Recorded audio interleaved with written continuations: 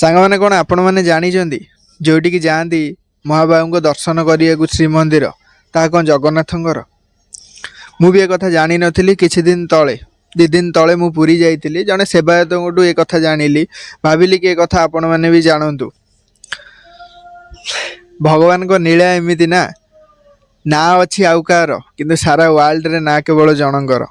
କହିବାକୁ ଗଲେ ଆପଣମାନେ ଯେତେବେଳେ ପୁରୀ ଯାଆନ୍ତି, ଆପଣମାନେ ଯେତେବେଳେ ଶ୍ରୀମନ୍ଦିର ଯାଆନ୍ତି, କ'ଣ କୁହନ୍ତି? ଆମେ ଯିବୁ ଜଗନ୍ନାଥଙ୍କ ଦର୍ଶନ କରିବୁ, ପୁରୀ ଯିବୁ, ମହାବାବୁ ଅଛି, କାଳିଆ ଅଛି, କୁହନ୍ତି ନା ନାହିଁ?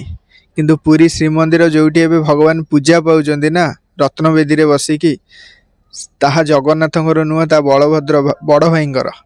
ଜଗନ୍ନାଥ ଆବିର୍ଭାବ ହେଇଥିଲେ ବା ଜନ୍ମ ହେଇଥିଲେ ମା ଗୁଣ୍ଡିଚାଙ୍କ ମନ୍ଦିରରେ, ଯେଉଁଠିକି ରଥଯାତ୍ରା ବର୍ଷକୁ ଥରେ ହୁଏ। 7 ଦିନ ପାଇଁ ତାଙ୍କ ଘରକୁ ସେ ଯାଆନ୍ତି, ବହୁତ ଖୁସି ଥାଆନ୍ତି। ଯଦି କିଛି ଜାଣିବାକୁ ପାଇଛନ୍ତି ନା ଏଥିରୁ, ସୋ ଭିଡ଼ିଓଟି ଗୋଟେ ଲାଇକ୍ ଆଉ ଗୋଟେ ସେୟାର କରିକି ଯିବେ। ରହିଲି, ରାଧେ ରାଧେ।